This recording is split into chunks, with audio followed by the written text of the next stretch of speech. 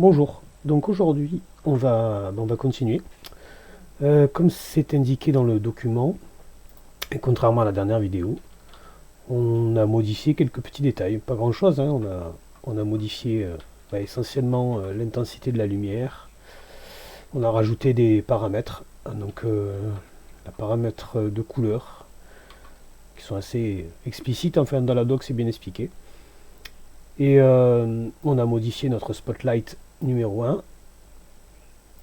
On a rapproché le Shadow Generator parce que c'est très fortement lié à la light, donc autant qu'il soit juste en dessous.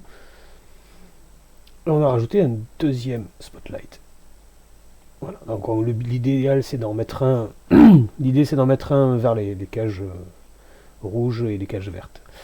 Voilà. Et donc un deuxième Shadow Generator qui est lié, donc on le voit ici à la lumière, hein, le spotlight, Shadow Generator sur le spotlight 2. Voilà. Et je pense que c'est tout ce qu'on a rajouté. Donc ça c'est dans le PDF qui accompagne le cours. Voilà. Donc ici, hein, Light Intensity, etc. Donc je ne vais pas le réexpliquer en détail. Voilà, ce qui m'intéresse c'est ça. Donc le support numéro 7 se finissait par un petit exercice, on va le faire en live. Donc j'espère que vous l'avez fait, parce que c'est important que vous codiez.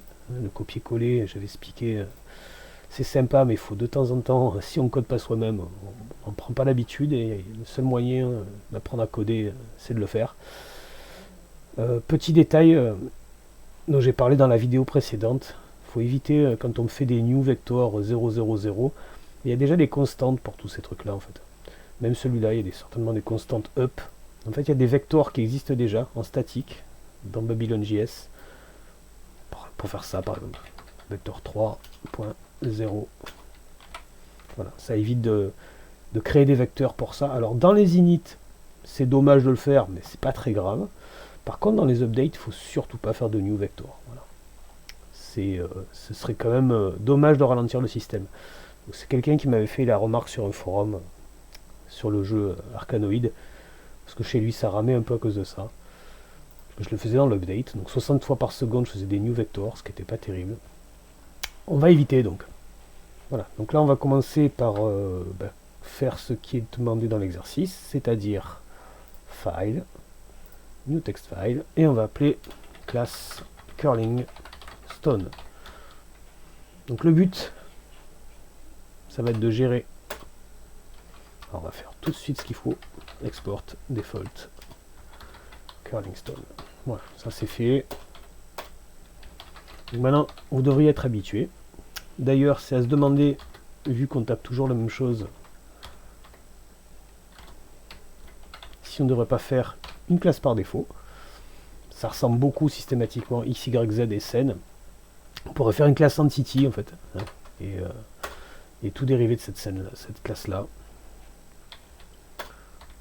Parce que là, à chaque fois, on va peut-être le faire. Hein. Pas dit.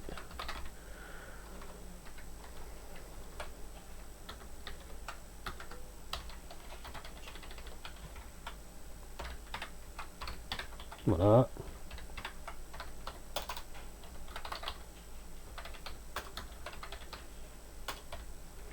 On est pas mal.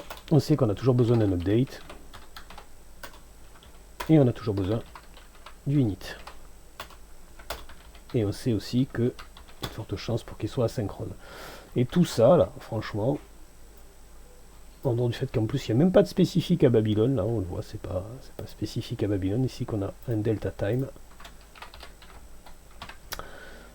Tout ça là, c'est marrant qu'ils mettent le Z.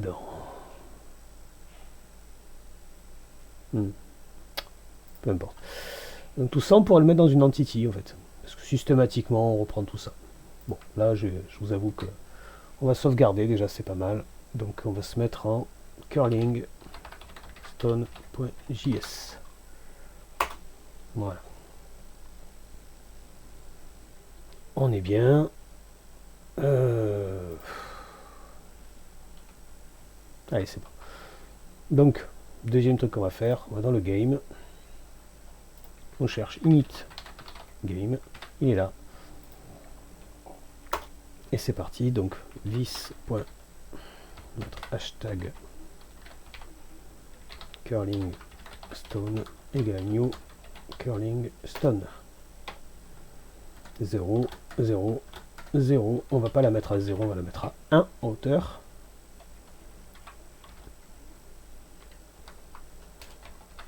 Et on passe la selle.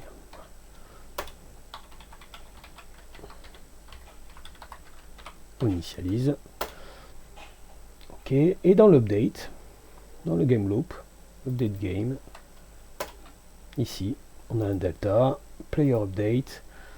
On va rajouter celui qu'on n'avait pas fait au début, hein, vis.hashtag déjà arena.update, delta. Il ne refait rien, mais c'est pas grave, par principe, on va l'appeler. On va supposer que on le fait en dernier, même si c'est qu'il n'y a rien. Curling stone.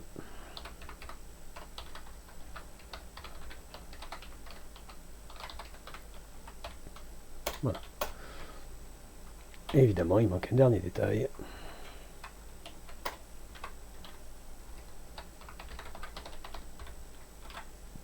Là, on est pas mal. Ok, maintenant, il nous dit quoi?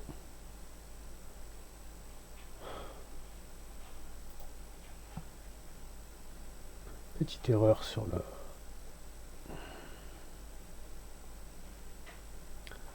Peu importe, pour l'instant. Bizarre ça. Ah, c'est que j'ai mis un 2 points.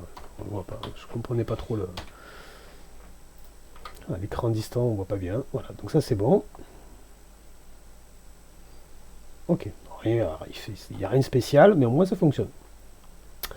Ben, maintenant on va faire un... On va rajouter donc ici, on sait qu'on a besoin d'un game object.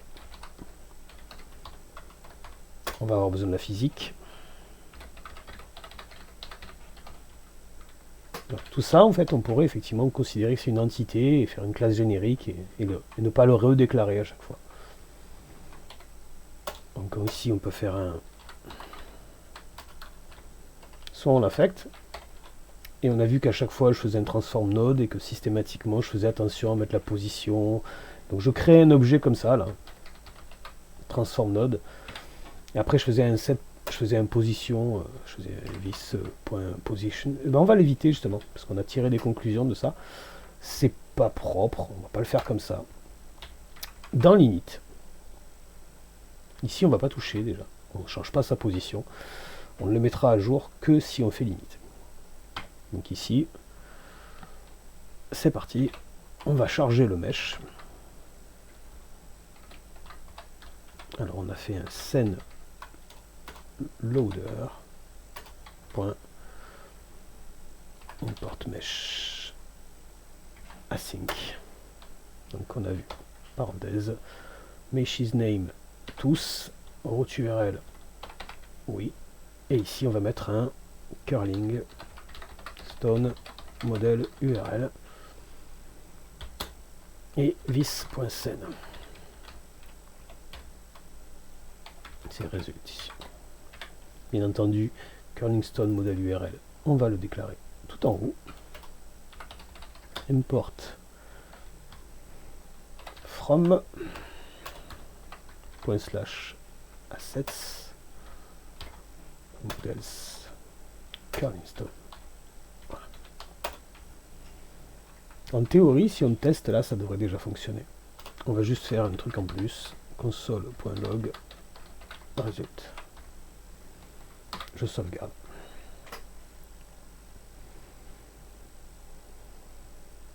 Donc visiblement, on est dedans. Parce que vu là, donc on va vérifier ça. Donc c'est lui, hein, évidemment, il est mal nommé, mais peu importe. Voilà, on a bien un stone, object 2, si je le cache, c'était bien lui. Donc on est à l'intérieur. Ici, on va tout de suite, ici, le scaling. On en ajoute un, on met .1, .1, .1.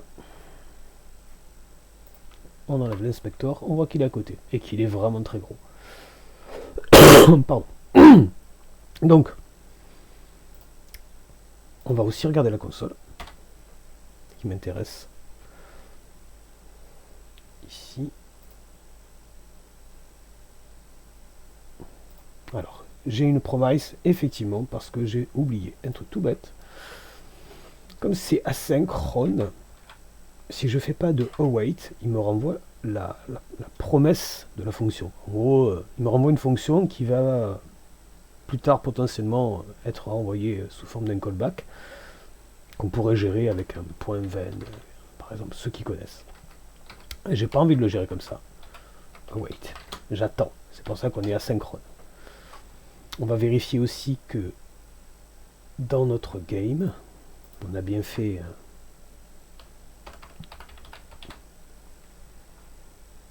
dans le init game. Ici, voilà. Là, on l'a pas fait non plus. Ici, on await notre init. Et donc dans Curling Stone, ici, await de ça. Donc là, le résultat, c'est plus, normalement, ça devrait plus, mais si je sauvegarde, ça va le faire. Voilà, c'est plus une promesse, c'est le résultat. Alors, du coup, on va ici. Meshes, on voit qu'il y en a deux. 0 et 1. Pourquoi il y en a deux? Eh bien, on va regarder tout de suite. Node. On a lui, qui n'a pas de vertice, mais qui est bien un mesh. Et lui. Donc, on en a bien deux. Donc, ce qui nous intéresse, nous, c'est de nous fixer sur le premier, là. Alors, c'est parti, du coup. This.GameObject. Alors, on pourrait l'ignorer potentiellement, mais c'est... Parce qu'en fait, on pourrait ne prendre que ça, finalement, parce que ça, il y a de la rotation dessus, certes, ok. Là, il y a des rotations, là, il y a des rotations, et là, il y a un object 2. Donc, soit on prend directement object 2, ce qui pourrait être intéressant, hein, on pourrait faire, on peut tester. Par exemple, on fait un result.meshes crochet de 1, et on fait un dispose. Alors, je pense que c'est result.meshes crochet de 0. .dispose. Parce qu'en fait, ils sont chargés. Ils ont été chargés par le moteur Babylone. Donc si on veut l'enlever, il faut faire comme ça. Sachant que lui, son parent, il est là.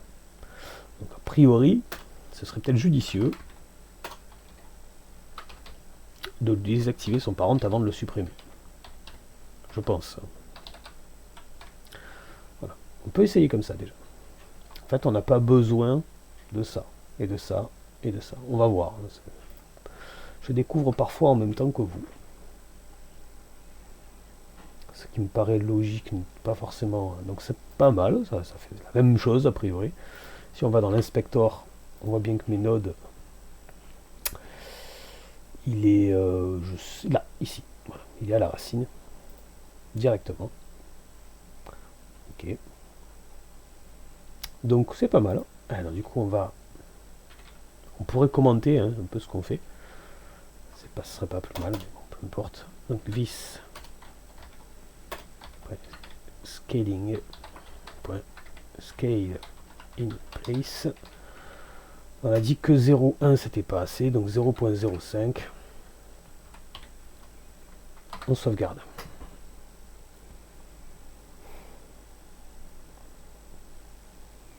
C'est encore un peu gros. Allez, on va le mettre à 0,025. On va quand même continuer à faire autre chose. This mesh aggregate égal. On va lui en profiter. Physics aggregate. Donc en paramètre, le premier, le transform node, en gros notre objet. Ok. Deuxième, physics shape type. C'est lui. Alors, on pourrait être tenté de mettre un mesh, on sait que ça va marcher, mais vu la forme, là, franchement, on pourrait être tenté de prendre soit le box, mais ça va avoir un comportement bizarre, parce que c'est un objet circulaire. La capsule, ça pourrait correspondre. Ce qui va être sympa, c'est de faire ça. Le convex hull. Parce qu'en fait, le convex hull, c'est comme un emballage qui se met autour. Et ça correspond à peu près à la forme.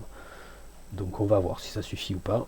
Donc ensuite, les options. Alors les options, ben, du coup, masse de point 1, on va mettre moins que 1.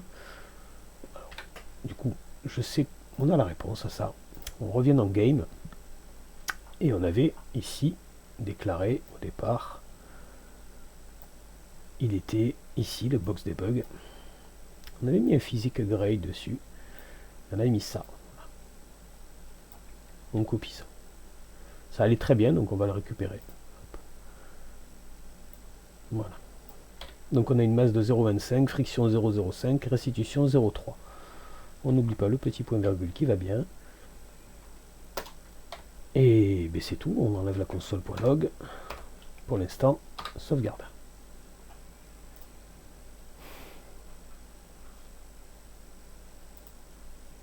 Voilà. Et il est sur l'ascenseur, c'est rigolo. Non, moi je veux... Voilà. Ça commence à être plutôt pas mal. On voit qu'ils rebondissent. Et on va voir comment ils se comportent dans les angles. On voit qu'il y a de la rotation.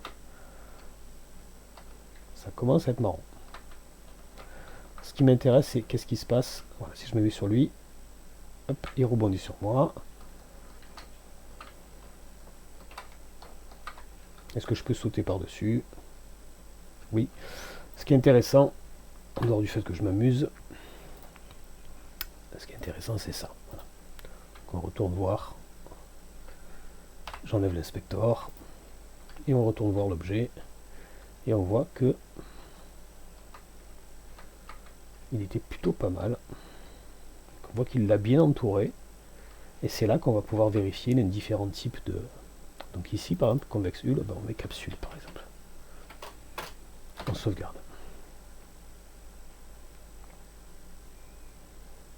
Alors le Physics Viewer, on peut l'activer par défaut, en fait. Hein, on n'est pas obligé de... Alors visiblement, ça ne lui a pas plu, hein, clairement. Je sais pas où il l'a mis. Je pense qu'il est parti quelque part. On va vite voir. Object 2. Voilà, il est en train de tomber quelque part. On fait une box.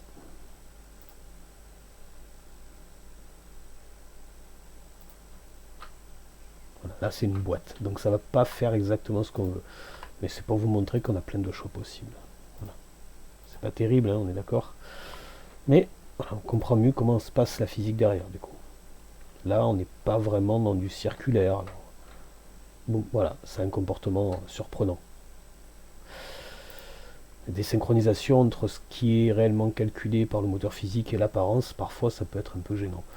Alors ici, par exemple, on pourrait mettre mesh qui serait absolument parfait, mais c'est trop complexe par rapport à l'objet. On n'a pas besoin de ce niveau de précision. Ici, render physique, et on regarde, et on voit qu'il a y compris mis la poignée. Ce qui est intéressant, c'est que ça lui plaît pas pour l'ascenseur. J'aimerais bien pouvoir le toucher. Donc cette histoire d'ascenseur, on va finir par l'enlever. Hein. D'ailleurs, on va l'enlever maintenant. Elevator.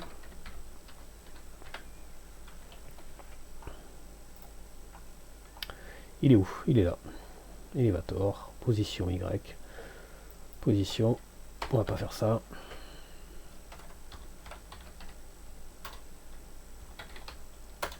On va le garder. On va juste le mettre un peu plus loin. On va le mettre à 30. On va le sortir. Pourquoi je le sors? Pourquoi je le garde pas? D'abord, il me gêne.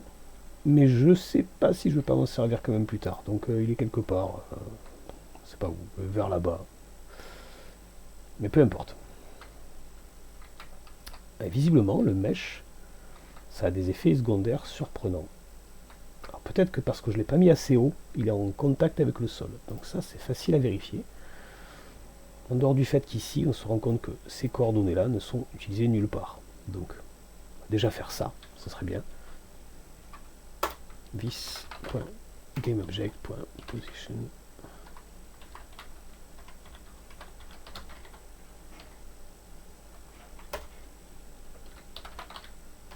Ça sert à rien que je lui passe des coordonnées. Si, ça ne sert jamais. Et du coup, je sauvegarde et on va lui passer les bonnes coordonnées parce qu'on lui a passé les mêmes, hein, du coup ça sert à rien. Mais au moins maintenant ils seront pris en compte. Voilà, ici. Voilà, c'était bien ça hein, parce qu'il a popé en fait. Donc Curlingstone, il a pris en compte celle-là visiblement. Donc ça suffit pas. Ou ça a suffi mais on l'a pas vu. Je sauvegarde, je regarde. C'était les mêmes valeurs, c'est pour ça qu'il ne rafraîchit pas.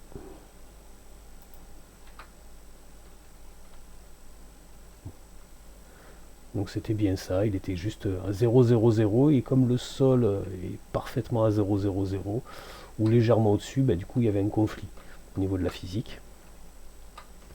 Là le problème c'est que ça marche bien, on se dit bah, c'est génial, sauf que c'est très gourmand en fait. Pour rien, pour un objet qui est trop... voilà, c'est beaucoup trop gourmand pour un truc comme ça. Allez. Voilà, donc c'est vraiment génial, hein, il y a plein de mèches, plein de vertices, on peut même voir la poignée, on pourrait rentrer en contact avec la poignée, mais objectivement, c'est gaspiller de la mémoire et surtout du calcul pour rien. Donc, convex hull, on va voir la différence, elle n'est pas énorme. Hein.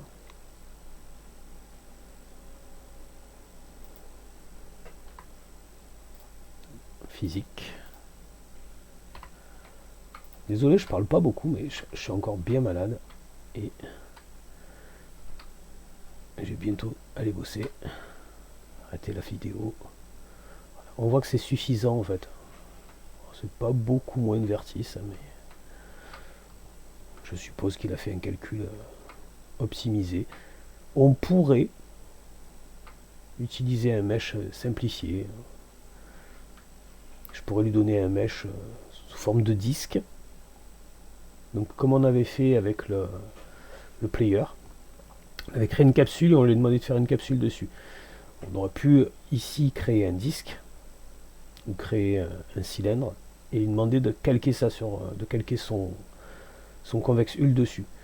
Ça aurait pu être une solution en fait si on avait vraiment voulu gérer que les collisions sur la partie circulaire du truc. Mais ça ira très bien comme ça. Donc on va s'arrêter là pour lui. Donc voilà, ceux qui ont réussi, ben, tant mieux. Voilà, hop, on enlève. On peut afficher autre chose. Alors, pas grand chose là pour ce qu'on fait. On va virer le petit carré là. Qui sert plus. C'est parti. C'était box debug ou debug box, il est là. On a le aggregate qui est ici. Et on a le box debug. Et du coup, on se rend compte qu'on a oublié un petit détail. Le shadow generator. On enlève Curlingstone. Et on s'aperçoit que ça commence à devenir compliqué. Parce qu'on se rend compte qu'on est obligé de bidouiller. Par exemple là, vous voyez, je suis obligé de passer après l'init. Je suis obligé de passer les paramètres shadow. J'ai fait l'init et je rajoute un shadowcaster après l'init. Et j'accède, je suis obligé d'accéder à ça.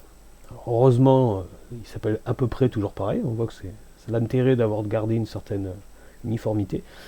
L'intérêt éventuellement de faire une classe générique qui pourrait tout le temps avoir le mesh au même endroit. Même si là, j'avoue que l'histoire de transform, c'est un peu tendancieux, mais peu importe.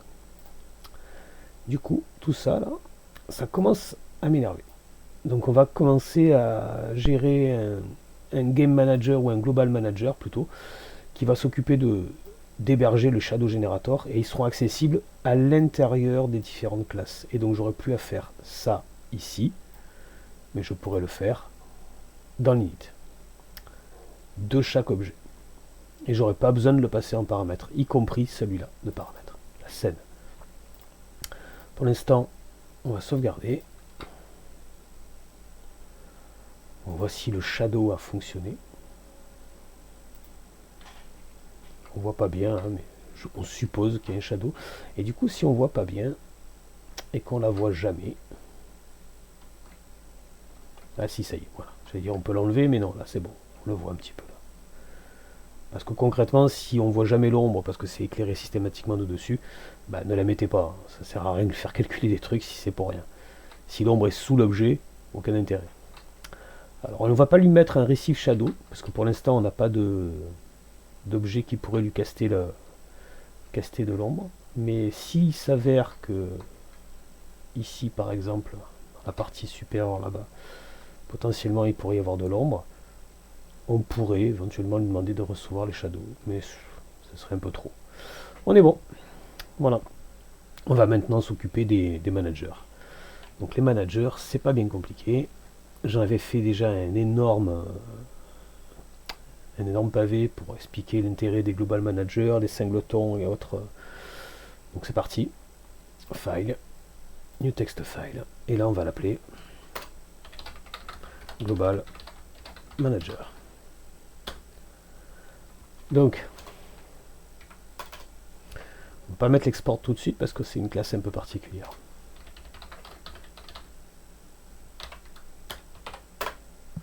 Alors le global manager, j'en avais parlé, c'était un peu délicat. Alors, parce que ce qu'on veut qu'il fasse, c'est qu'il s'occupe de sauvegarder le canvas, le engine, la current scène, la caméra active éventuellement ou une liste de caméras. On pourrait aussi avoir une liste des lumières actives, mais c'est un peu délicat, on les a là-dedans en fait. Pour l'instant on va mettre un petit peu... voilà. J'avais mis aussi dans le... que ça commence à devenir bientôt le temps de remettre ça en marche, le game state. Et j'ai dit qu'il y avait les shadow generators. Alors le shadow generator, on pourrait créer un objet en fait qui lierait shadow generator et light. On va faire ça plutôt. On va faire shadow generators. Voilà. Et on les mettra tous dedans. Alors,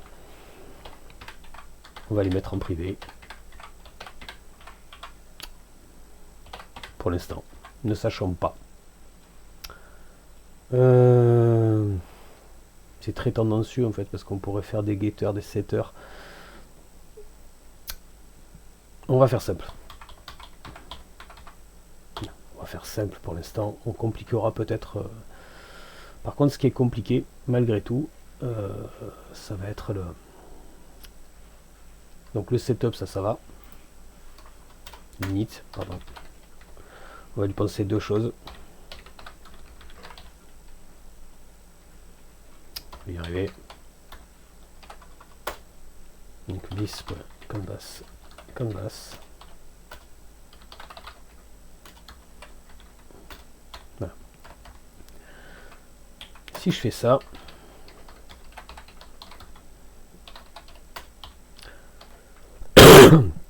potentiellement je pourrais en avoir plusieurs. En fait, moi ce qui m'intéresse, c'est d'avoir une seule instance de ce global manager dans tout le jeu et qu'elle soit accessible par tout le monde.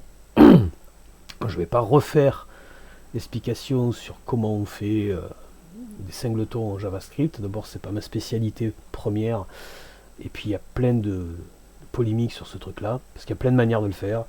Les polémiques, c'est pour les gens qui aiment polémiquer. Moi, ce que je fais, c'est que j'ai trouvé ici, et je vous le fais partager, une version qui me plaît. Voilà. Donc, c'est une fonction statique. Elle est accessible depuis la classe, mais pas quelqu'un pourrait l'appeler comme ça, par exemple. Point instance. Donc, il récupère l'instance. C'est une technique qui est utilisée, peu importe. Donc ça, déjà, c'est bien. Ça fait quoi? Ça récupère. Est-ce que la classe existe? Est-ce qu'il y a une instance? Sinon, on fait un nouveau. New de this. C'est assez rigolo. Hein. C'est nouveau de moi-même. Ça renvoie l'instance. Donc si elle existe déjà, ça vous la renvoie. Et sinon, ça la crée. Ça, c'est bien sur le principe. Mais c'est pas encore assez utilisable. Donc il y a une autre petite astuce. Voilà, je vais vous le montrer ici. Voilà.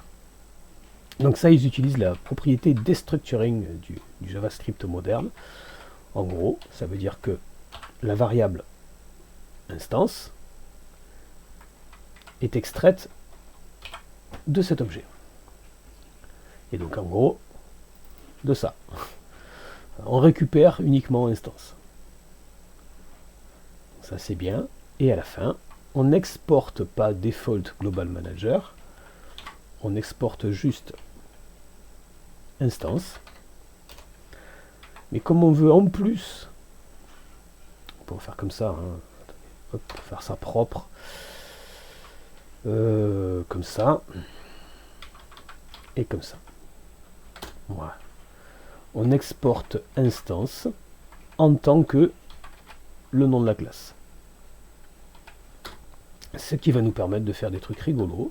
À l'extérieur, on pourra l'appeler par exemple global manager, point. Et là, on n'est plus en statique. Si on fait global manager, point canvas, on y aura accès. Comme si ça, c'était du statique. Ça. C'est assez pratique. Ce qui est intéressant, voilà, ceci est assez répétable partout. Donc là, on n'a pas spécifiquement de Babylon.js. Je vais y arriver.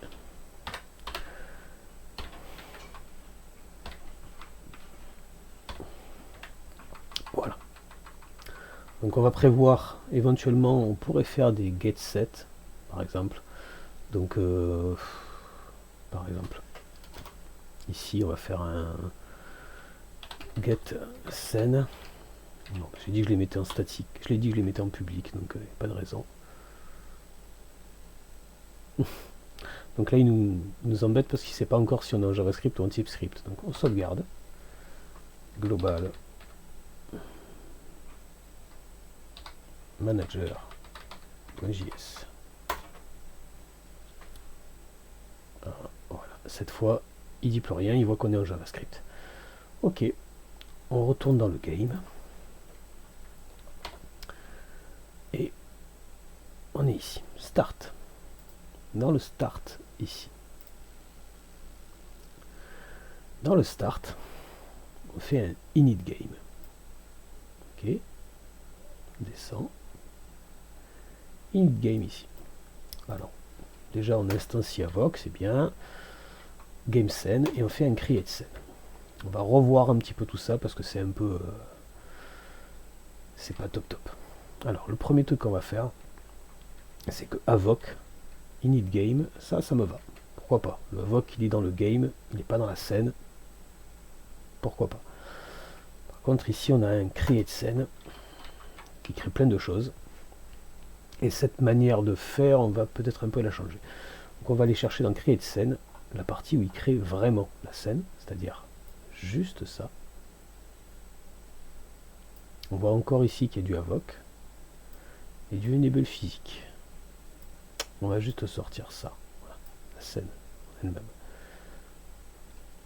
On va passer pour l'instant, pour pas tout avoir à refaire, la scène en paramètres. On retourne dans init game. Ici, au lieu de créer la scène dans le create scene, on fait ça. Qu'on va renommer bien sûr create scene. Alors du coup, c'est pas scène en constante, mais ça.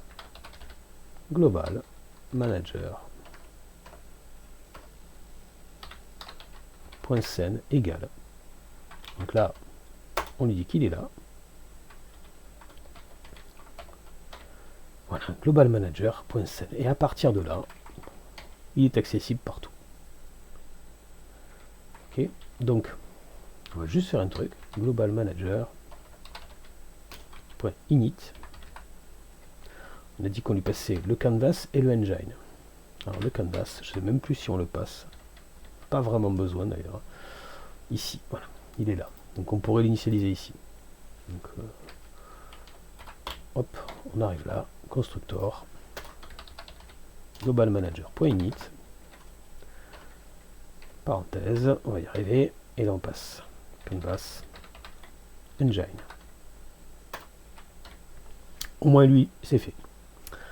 À partir de maintenant, tous les endroits ici, alors j'ai mis scène en temporaire ici, parce que je voulais pas renommer tout, parce qu'il y en a beaucoup. Mais bon, il faut ce qu'il faut à un moment donné, donc finalement on va l'enlever. On sélectionne, CTRL D, on est là, tac, hop, on a encore 1, 2, 3, 4, et là on est global manager point scène, et c'est bon. Je sauvegarde. Ce genre de modif marche rarement du premier coup, donc ce qui est normal. Voilà. Créer de scène, c'est normal. Je lui ai passé le paramètre que j'ai dit que je ne passais plus. Alors, game.create scene, scene is not defined. J'ai dû en oublier un. Alors, c'est pratique le TypeScript pour ça, du coup, parce que ça évite ce genre de truc en fait. Voilà, je ne sais pas où il est. Ah, il est là. C'est la dernière ligne. On n'a plus besoin de faire un return de ça en fait. Voilà. Sauvegarde.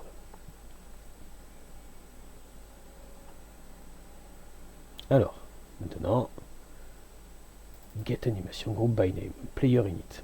Donc, il y a d'autres trucs qui le gênent. Alors, du coup, on va voir. Create scene. Ici, on a ça. C'est normal. Vous avez un game scene égale quelque chose. Donc, ce game scene, on n'en a plus vraiment besoin, puisque c'est Global Manager qui va le garder. Donc, déjà, un truc tout bête. On l'enlève. Et on cherche. Create scene. Et ici, en fait, on s'en rend compte, on n'en a plus vraiment besoin. Donc, soit on lui place global manager.scene, soit on lui passe rien du tout et on modifie la classe player. Donc, on va le faire, comme j'ai dit, dans la deuxième chose, c'est-à-dire qu'on l'enlève complètement. Ça m'intéresse plus, en fait. C'est discutable, hein, je ne dis pas que c'est la meilleure solution, mais... .scene.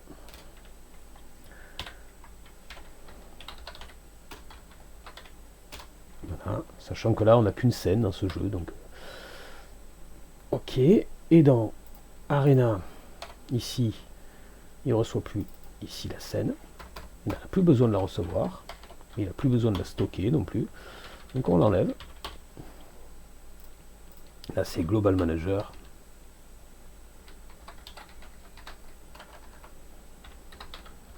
.scene. Voilà. Et on va remplacer CTRL F, on remplace tous les vis scène par global manager.scene. On suppose qu'on est bon. On a aussi player et curlingstone à faire. Je sauvegarde à chaque fois. Vous voyez que c'est pratique d'avoir les deux côte à côte. Alors c'est encore mieux d'avoir deux écrans, mais je ne peux pas enregistrer les deux écrans, ce serait trop gros. Curlingstone. On fait pareil. Ici on a un scène, d'ailleurs on n'a pas sauvegardé le vis.scene. Alors c'est petit détail. Ici, je fais vis.scene égale scène. Or on voit bien qu'il n'y a pas de membre qui s'appelle scène. C'est le problème du JavaScript en fait. C'est que ça, il l'a rajouté à la volée en fait. Le vis.scene, bah, il a créé une propriété scène dans mon objet à la volée. Ce qui n'arriverait pas si j'avais fait ça, par exemple. Voilà. Là, il n'aurait pas aimé. Par contre, ça ne le dérange pas. Donc, le JavaScript, c'est pratique, mais ça oblige à faire de la rigueur plus qu'on ne devrait normalement. Et le TypeScript, c'est pratique pour ça, quoi. Du coup, ça revient un petit peu à faire du C, un peu. Fais attention aux choses, fais attention au type. Alors, il nous reste player. C'est ça. Oui, player. Donc, player, il est ici. Voilà.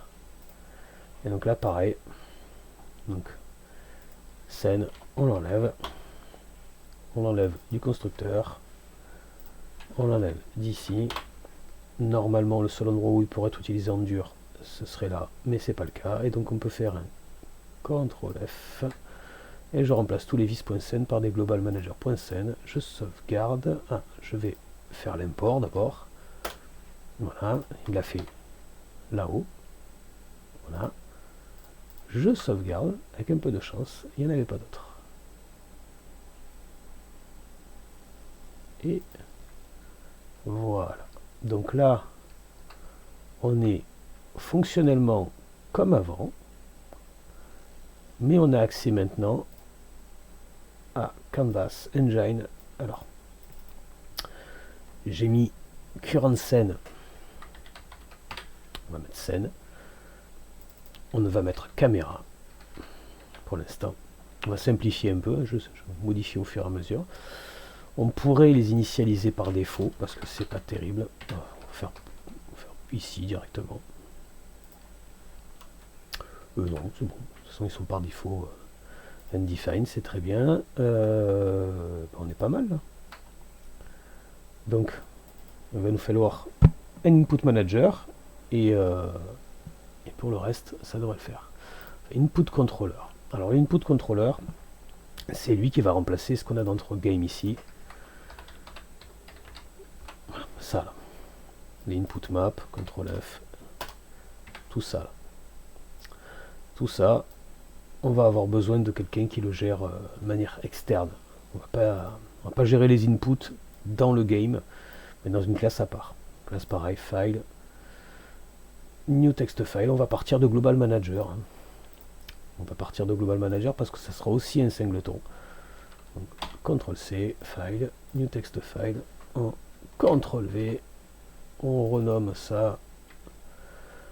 Alors, CTRL D, CTRL D, CTRL D en input controller.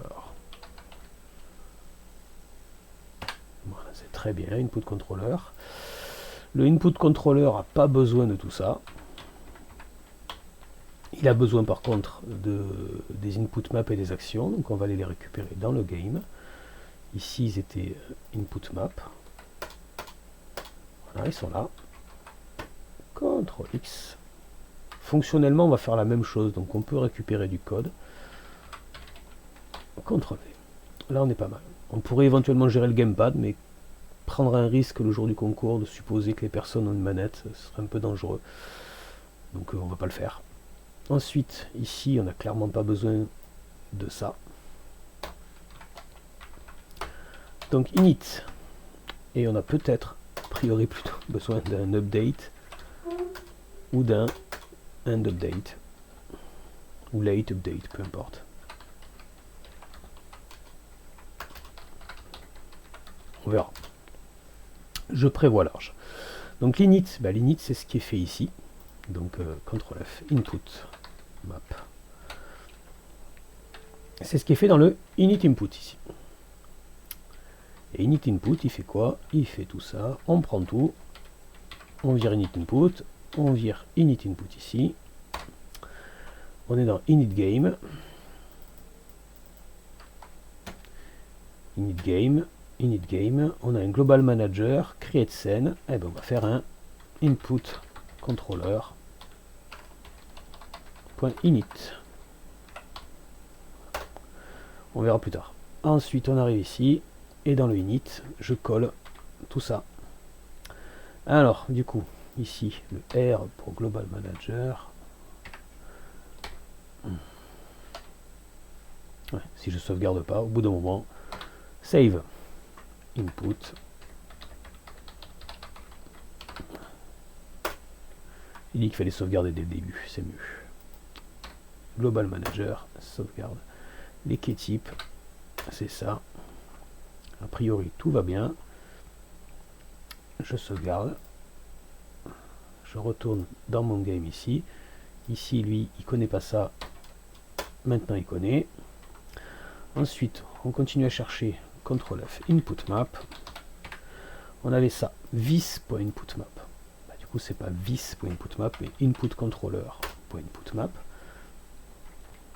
Input map, il n'y en a plus. Et il y avait ça, vis.actions. input map, c'est input controller.actions. Et il y avait un dernier détail. Les actions, je ne sais pas si vous vous rappelez, mais c'est le fait de détecter qu'une touche est appuyée et lâchée. Et pour détecter ça, les actions sont remises à 0 régulièrement. On le voit juste là. En dehors du fait qu'il y a d'autres vis.action. Lui, là, en dur, on remet à 0. Alors on pourrait continuer à faire comme ça, mais c'est pas terrible. Donc dans le game loop, on a un update game, on a plein de trucs sur les actions ici, et à la fin de mon update, ici, dans mon game loop, CTRL X, je vais faire un input controller. Alors c'est pour ça que j'avais créé plein d'actions, donc c'est soit on va mettre reset, soit end update. Donc a priori on va supposer que c'est bien end update ou reset. End update, moi j'aime bien. On va mettre un U majuscule, ce sera plus joli. Non, reset. Je change d'avis. Reset. Et ici, donc dans reset, on va appeler reset action même. Reset action. Et ici, c'est reset action. Voilà. Là, c'est clair. Ici, vis.action, on regarde si on en a d'autres. Il n'y a que lui. On est pas mal. Je sauvegarde lui. Et je sauvegarde lui.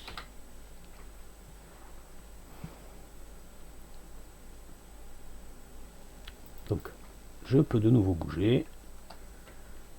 Est-ce que je peux lancer l'inspector? Et je peux lancer l'inspector. Donc tout marche correctement. On est pas mal parce que du coup, ben, on a deux managers. Voilà. Il nous reste le sound manager qui est un peu plus complexe, mais qui est basé sur le même principe. Et je le ferai certainement dans une prochaine vidéo ou je le ferai seulement dans le point doc. Voilà, ça vous oblige à lire les points doc. Je pense que je vais le faire dans le point doc. Voilà. Bonne journée à vous et puis on se voit encore bientôt.